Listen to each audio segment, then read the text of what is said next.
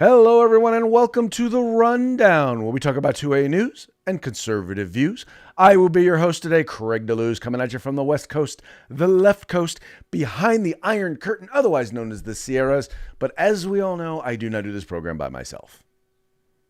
No, my name is Mike Piwowarski. I am the co-host from the East Coast. That's the coast with the most from the co-host with the most here on The Rundown, 2A news, conservative views. How was your weekend, sir? It was phenomenal. I spent the weekend in the Santa Cruz Mountains doing some camping with some good brothers from all across the state. Had a very, very good time. Spirits were consumed. Lots of red meat was consumed. And good time was had by all. Listen, I consider camping if I pass out on the couch. I think that's camping for me at this point. I'm not going out in the woods. I'm not doing it. You can keep all that. That's on you. I'm done. The camping part of my life's over. Over. Over. That's okay. I'm good with that. I'm good with that. As long as I am not prevented from camping, that's all good. Anyway. Oh, I would never presume to prevent someone from camping. I may ridicule them. I'm just not going to join it. How was your weekend, sir? Very good, very good. You know, of all the legal happenings we had occur last week, it was pre-planned well in advance without being a forecast. I spent the weekend with some of the area's top lawyers, and so the conversation got really interesting when it came to the Supreme Court this last week. So had a really good time, socially and mentally, with these gentlemen. Well, it's funny you say that because like Thursday, for those of you who don't know, I also host a show with the Firearms Policy Coalition called Morning Coffee with Craig. But we actually wound up doing a symposium Thursday night, talking with, once again, some of the nation's top Second Amendment advocates talking about that decision. Really, it was a master class. You know, normally I'm here, we're talking. I literally in the middle of it, I'm just listening to all of this good stuff. And then Friday, you have the Roe decision come down. And it was amazing to me to see the left lose their minds over the weekend. Yeah. Absolutely what happened. And in fact, I think our stories reflect that. It's just, watching. In fact, the commentary we had this weekend when I was with this group of attorneys was more so what the counter arguments were coming out of the left as opposed to what actually says in the opinions themselves. Well, exactly. That was the other thing was most of the people who were commenting, you could tell had not read the actual opinions or didn't have sufficient enough arguments against the opinions. Now, the one thing I did not do in either case is I still haven't read the dissenting opinions because I want to see what their basis in law is for their dissent of the decisions. I'm going to guess that there's not much, and I'm assuming that based on the fact that publicly we're not hearing much in terms of an actual, the only thing I'm hearing in terms of Roe was, it's been around for 50 years. It's been precedent for 50 years. Well, you know what? If it's been wrong for 50 years, then it's really not sound precedent, is it? Right, and they did discuss that at length. They discussed, the principle of, stare decisis, and then they discussed, like I said, I think we talked about last week, the example of Plessy versus Ferguson. Just because we made the decision doesn't mean we made the right decision, and it was time to correct it. So, exactly, they did. Exactly. The dissenting opinions in the New York State Rifle and Pistol Association is more of the lock, step, and barrel of every town and crazy moms, anti-gun sentiment. There's nothing in there based in fact. In fact, even I believe it was Judge Alito cited that all of your gun laws in New York, and it didn't stop the shooting in Buffalo. Oops. Yeah. But anyway, hey folks, before we get into because once again, there's going to be a lot to talk about in terms of the reaction to SCOTUS. But want to make sure, however you're watching, however you're listening, make sure that you share, and encourage your friends to watch the program. If you're watching us on YouTube and Facebook, make sure you hit that notification button. That way, as soon as we go live, you can participate you'll be notified and you can participate in the live chat as the program is taking place. But also, if you just want to listen to us, there's tons of places. Wherever you get your podcast, you can find the Rundown. Just put in Rundown 2A News and Conservative Views, and you will find the Rundown. So watch us, listen to us. however you decide to partake, but make sure that you share. Do it. Do it now. Do Do it that often. stuff. Do that stuff. Right? Do it. Okay. Do what the guy said. Do the thing. Do what Do the that guy thing. said. That guy right Do the there. thing. Yeah. So, all right, Mike, let's start with America's reaction. And it has been aplenty. The overall reaction that I have seen, more than probably anything else, has just been, well, there's actually very little, if any, basis in fact or in reality when it comes to many of their positions. And here, this was the one we have after Supreme Court's overturned New York's concealed carry law. You have America's reacting, right? And you got some guys here. Now, this was an interesting one. So this is New York City, right? This is a place that is steeped in gun violence. And so they're doing kind of the man on the street interviews. And so here you got this one guy, this New Yorker's like, I think today's ruling by the Supreme Court is dangerous. It probably is going to put a lot more guns on the streets that probably are already there. Yeah, it's like what? It's going to put a lot more guns on the street that are probably already there. They're what? They're. Right. This is the sentiment. This is the.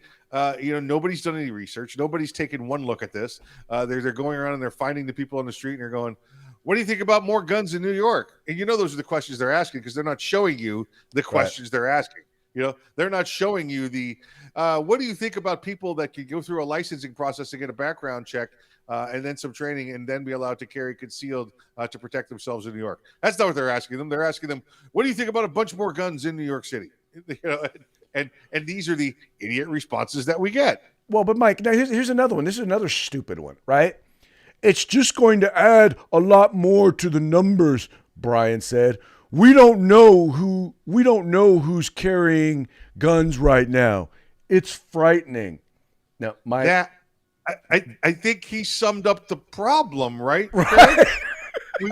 we don't know who's carrying guns right now. It is frightening. I am all for no registration, okay? Right.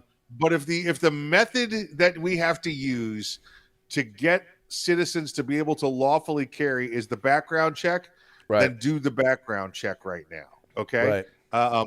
Here's the compromise, all right, folks? Again, yesterday you could carry nothing. Tomorrow you'll be able to carry with a background check. Right. Take it. The next piece we'll get back is constitutional carry. Okay. By the way, Mike, just an FYI, do you know how many more criminals are going to be carrying guns now? Let me think. The same amount of criminals. Exactly, because the same amount of criminals. They were already carrying the guns. They were already carrying guns. Look, all this does is potentially increase the number of law-abiding citizens or law-abiding residents who will be able to possess a firearm outside of the home. Here's another great quote from a New Yorker. This is Mila. Mila says she called the ruling shameful. We don't want their decisions, she told Fox News. The illegitimacy of not being able to have an abortion, but being exposed to guns everywhere. It's horrible. Being exposed to guns everywhere. I don't understand the illegitimacy of an abortion. I'm not sure that I think she's close, but she's not quite there. Here's the issue, and this is part of the conversation we had this weekend. First off, when dealing with Roe versus Wade, anybody that's a supporter of abortion, they have not read one sentence of the decision. They have not read anything at all. Nope. The first part, in fact, when you talk to, and I'm going to give you the quote, when you talk to an attorney about what just happened, here's the commentary you're going to get from them. It says, this is the first thing and only thing they'll say about it. They say, held, the Constitution does not confer a right to abortion. Roe and Casey are overruled, and the authority to regulate abortion is returned to the people and their elected representatives.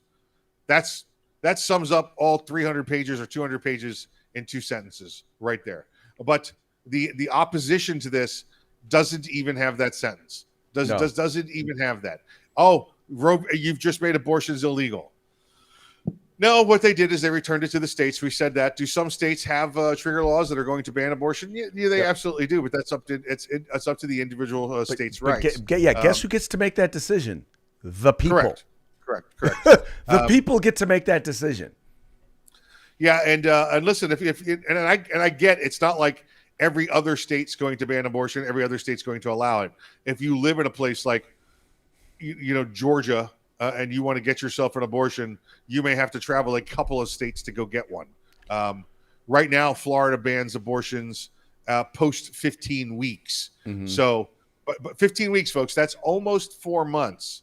Okay, that's just past. You're into the second trimester there. Okay, there are. By the way, there are no states that are going to out and outright ban abortion. Now there are many that will have restrictions, and some will be more restrictive than others. But the point is that they will then be able to regulate it. Right. There are states that have a couple of trigger laws that they're going to ban abortion. Now, right, Craig, those laws have been on the books since 73, 74. Right. Okay.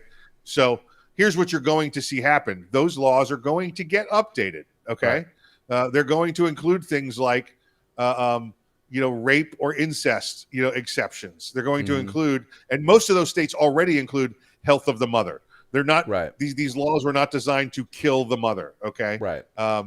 So you're going to see that part already exists. You're going to see the other parts updated in these laws that are 50 years old. No state, you give it, a couple months, no state, or give it one legislative cycle, no state's going to have an abortion law that includes we're not going to exempt rape and incest. That will be included.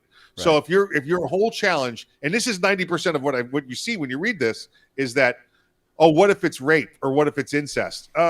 Okay, guess what? That's going to be in your law. You're going to be taken care of. They're going to update the laws that follow on this law. By the way, Mike, that represents, rape, incest, and to protect the life of the mother amount to less than 6% of all abortions. Oh, absolutely. Listen, it's come to the point where abortion is seen as nothing more than another form of birth control. There's one woman on here, and I don't know if we have the quotes. She says, well, what if my daughter gets pregnant and doesn't want to have a child?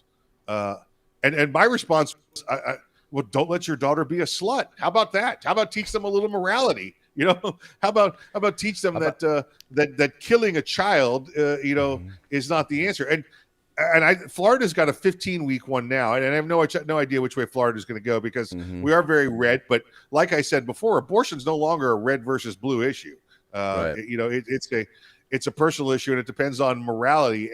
And Craig, if I don't have the stats in front of me, but I guarantee you, the amount of people that went to church regularly in 1973 is a huge difference than the people that go to church in 2022. Well, but I also think that, and polls have already shown that, look, the general, and I'm being very general in terms of the consensus on where people are on abortion, is generally, for the most part, the overwhelming number of people they believe abortion should be legal, late-term abortion should not be. They believe in reasonable regulations. Yeah. And I think the problem is that you've got some places and some politicians who believe abortion should be legal even after the child's born. Those are New York proposed that. Exactly. Remember? New York proposed that. Yeah. Well, you had our former president Barack Obama, when he was in the Illinois Senate, refused to support a piece of legislation that would have, if a child had survived an abortion and was now born and was now outside of the womb, there was a bill that would have required physicians to do something to try and save that child. He wouldn't support that bill. He refused to support it. Now, to me, my understanding, and I'm not a lawyer, but that sounds like infanticide. If you cannot protect a child or to help defend or protect a child's life after it's born, that's infanticide. And I remember when Barack Obama was doing that, and I think the comment I heard then was that they should make abortion legal through the 150th trimester just for him. Yeah. There you go. Do the math, folks. Do the math. Do the math. Some of the other comments that you see with the abortion, again, 100% clear that this is emotion and not based on fact. You're not seeing anybody, read these opinions. That the abortion is a restriction of women's rights. It takes away women's rights. They are no longer a complete citizen. It takes away their rights. And I'm sorry, Craig, and I'll say this to any woman's face to face. I've had this conversation a couple of times since then. When a woman is the only one involved in conception, then we can talk about it's your rights that are being taken away, not the man's rights as well. Okay, if you've been blessed with the Lord's child inside of you, and the Lord said He wants it to be aborted, you know that's between you and Him. But as for the rest of us, it takes two to make a child. I'm sorry, but I think the father should have as much rights as well. I hate to go back to a comedian, but I think Dave Chappelle said it right. If you expect me to pay child support, then I better have a say in the decision if the child, lives or dies, right? And that was his comment. So, but from there, Craig, they say, well, now that we have abortion, the next step is to take away women's right to vote. We're going to end suffrage. We're going to get rid of that. We're going to take away women's voting rights. We're going to take it. They just start to list off rights of women that we're going to be coming after next, because that's what the Supreme Court's going to do: take away women's rights. Well, and you sit there and you're like, it's like they got an ISDN cord from Hillary plugged in the back of their head, Matrix style, and it's just feeding these lines out. It reminds me of, and this is the one thing that I think that they wanted to make sure to note was this, especially since we now know, since science helps us to know and understand more about the gestation process and when a life begins. The fact is the Supreme Court, in their ruling, in their decision, wanted to let folks know this. For those who don't understand, yes, this is your body, but understand that there's another individual who's part of this decision-making process. And as you see from this particular meme, there's a woman, and inside there is a baby. And it says, for those of you who do not understand, this is your body, referring to the woman. And then inside the tummy, you see the little baby there, and it says, this is the body of someone else. And that's what when we talk about whether or not we should be regulating abortion, whether or not we should be determining whether or not it should be legal, we're not trying to say we're trying to control someone's body. We're saying that, look, there is another life here that needs to be considered. And we need to have the ability to consider that life, as opposed to just like we've been doing for the last 50 years, writing off that life as though it does not exist and does not matter. Their argument, Craig, will be is it's not another body inside my body. It's a part of my body until it's out. We continue to hear that. One of the most interesting arguments I heard was not just the position on abortion, but the position on prostitution. So if the woman says it's her body, her choice, if she wants to have the abortion or not, the question came up, right? Well, should the government outlaw prostitution? Yep. And pretty much universally it was, well, yes, the government should have laws for prostitution. They said, oh, okay, so you're okay with the government owning the vagina, but not the uterus. The uterus is yours, the vagina is not. Got it. Okay, got it. Excellent point. Yeah. And now, one of the other reactions you've seen to the Supreme Court has been literally places like California, who have been in complete and utter defiance of the law. Of the Supreme Court. And they pretty much said, look, whether it was abortion in Roe or whether it was the Second Amendment, they pretty much said, yeah, no, we're coming out against you guys. And this is an example from Yahoo News where they say California offers a blueprint for states affected by Supreme Court ruling. What they're going to do is they're going to do like New York attempted to do, and create a whole bunch of sensitive, quote unquote, sensitive places where you're not going to be able to carry a gun. And once again, it goes back to this is the Attorney General for the state of California, the top cop in the state of California. And what they pretty much forgot was, in the decision, they pretty much said, you can't do that. They said, for those of you who want to go and create a bunch of sensitive places and make it so that it's almost impossible for people to be able to exercise their right to bear arms, no, you cannot do that.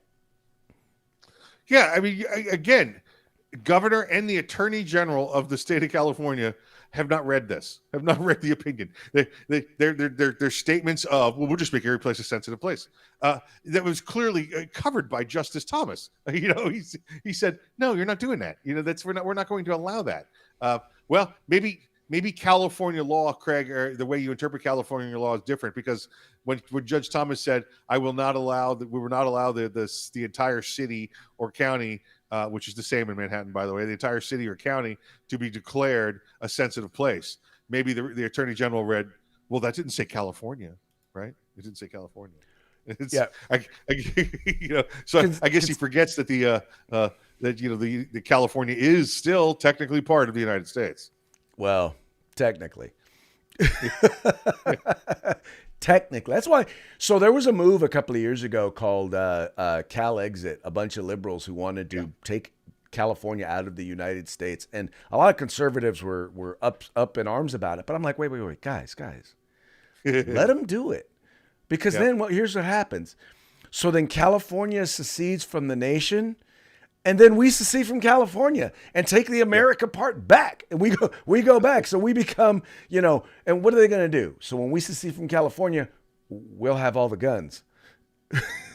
Yeah, exactly right. We'll go back to the United States and let the People's Republic of California do as they will, because, screw those guys. That's what they do. Yeah, the other thing mentioned in this by your Attorney General there and by the governor, and in fact, I think the governor, if you'll go to that one with California, Craig, the very bottom, the governor's got a great statement. But they also say that they're going to, create a law where you can sue the gun manufacturers. How many times are we going to go through this with California? No, you can't do that. Lawsuits have been brought against against gun manufacturers from California, and they've continued to be dropped because of PLACA, the Lawful Commerce and Arms Act. If you'll go all the way to the bottom down there, I think it's like the last sentence in the whole story is from there you go. I thought about the children of Uvalde. Yep. Is that where it started? Yes. I thought about the children of Uvalde and how we have not done enough to keep them and other children and other Americans in our country safe from gun violence, Bonta said. This is a step backwards. This is a sad day, but the fight continues, and there are many, many pathways, actionable steps that can be taken to make communities safe from gun violence that are not being done now. Yeah, again, has no clue what's going on in everywhere. Okay, according to this, it is the gun. It is the gun. It is the gun. And he has no concept whatsoever if the person is liable for these actions. By the way, Mike, just so that Mr. Bonta knows, one of the whole points of the quote unquote discretion that was given to allow law enforcement officials to be able to decide who could carry a gun. It was a way in which to keep people of color, undesirable people, from being able to get concealed carry permits. It was a way to keep Mexicans, Latinos, Asians, or Chinese at the time, and black people from being able to obtain concealed carry permits. That was the point of it. One of the conversations I had this weekend is with an educated, respectable Jewish woman that I know, right? Mm-hmm. About our age, Craig, right? Mm-hmm. And I have swayed her, I believe, on the Second Amendment's right argument. On the Roe v. Wade thing, I don't think that's ever going to happen. I think that's so fed in, to the brain, to the ideology there, that's not going to happen. But the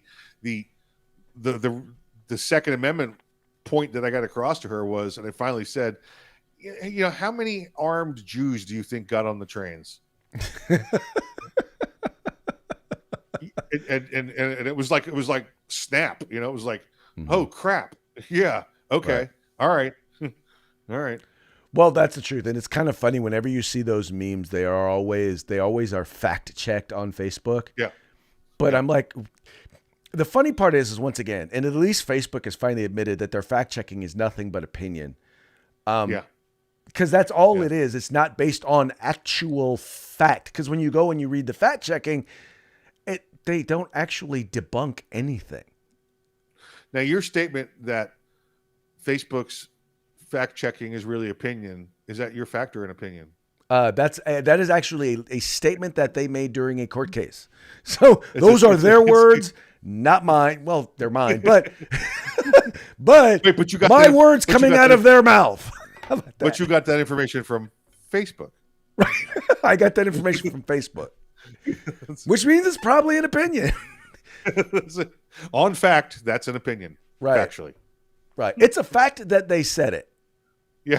There you go. There you go. There you go. But dude, anyway, so you're gonna see a bunch of laws that are gonna come out of California. There's gonna be a whole new set of court cases. Now, once again, I think one of the things that I think we're gonna really look at is the very fact at how much they push the idea of gun laws should not be. First of all, this whole two-step rational basis crap that they've been using, gone. Yeah. Even intermediate scrutiny, gone. Their thing is this. Look, it's going to be strict scrutiny. You're going to have to. It's now going to be the burden of the government to prove that either one, it's not an actual infringement, or number two, this law specifically meets a significant government interest, that they looked at other ways and there's no other way that they can do this. And this is the least restrictive way for them to do that. And remember, California have never had to do that in court ever. They've never had to do that. They got rid of the two-step process. So the intermediate scrutiny and the strict scrutiny are both gone now. The only step is, does it fit with the plain text of the Second Amendment? And you could use historical references towards that if you'd like, but it has to fit the plain text of the Second Amendment. Oh, well, we're going to go to step 2 where we go through intermediate scrutiny or strict scrutiny. No, not anymore. You're not. Not anymore. You're not. We're not doing, and it's called interest balancing. No more interest balancing. Yeah. Look, my right is my right. I don't care if it affects your interests or not. Correct.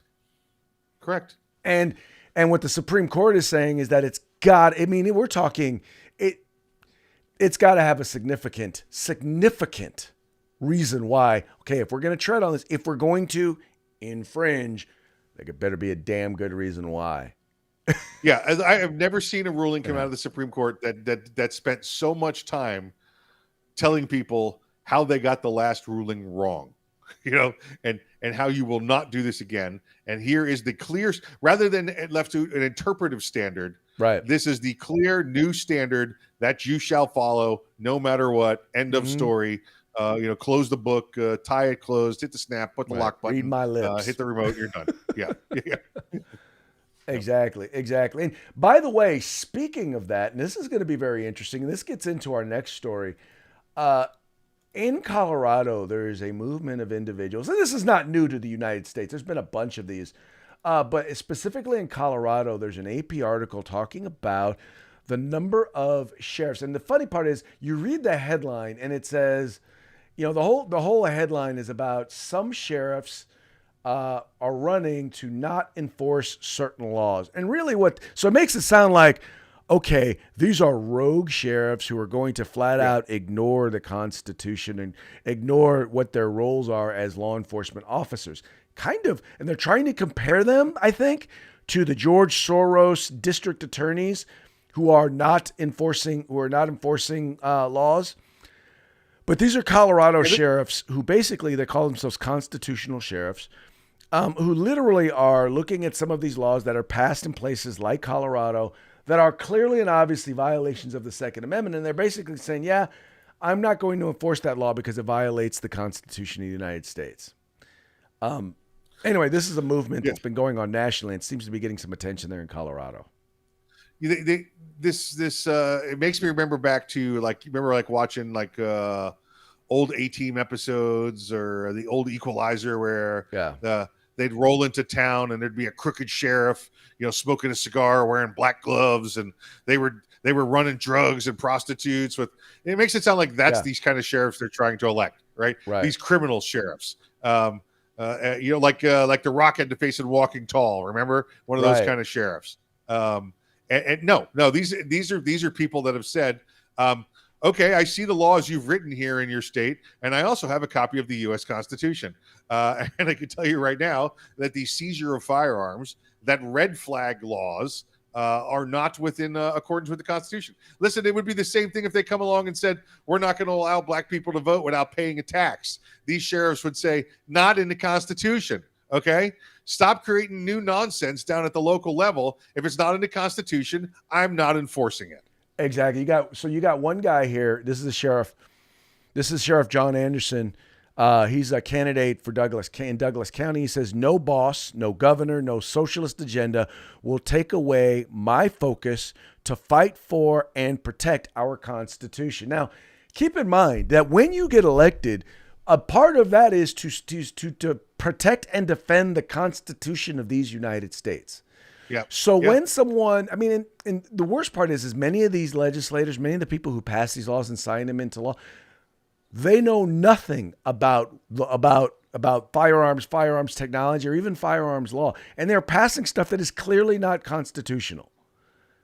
And you just have these sheriffs who are saying, "Yeah, I'm not obligated to. I am not. Not only am I not obligated to defend that violation of the Constitution, I'm actually took an oath to not violate the Constitution. So I just can't support that. I won't enforce that."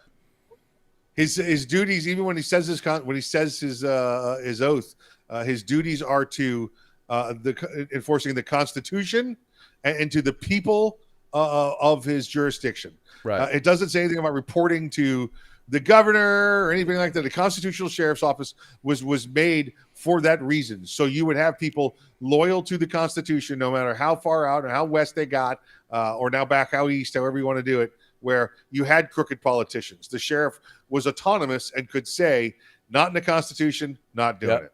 Exactly. Mike, I want to hit this last story really, really quick, only because there are some places out there that are getting it right when it comes to taking care of and protecting our kids, as well as protecting, by the way, the Constitution of the United States.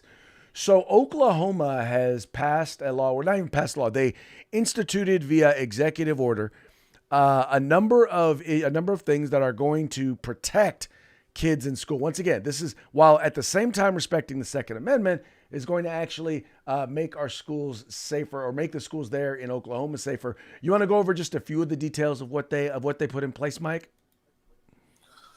Things that we talked about. Craig, you have risk assessments that must be done now at every school. So they have to have risk assessments that are done as far as shootings go. The supporting of the infrastructure in schools that would support protecting children from firearms. The training of the law enforcement agencies that have schools that must meet a national standard and make sure everybody has this training by the end of the year on how to deal with mass shootings or armed invaders inside of schools.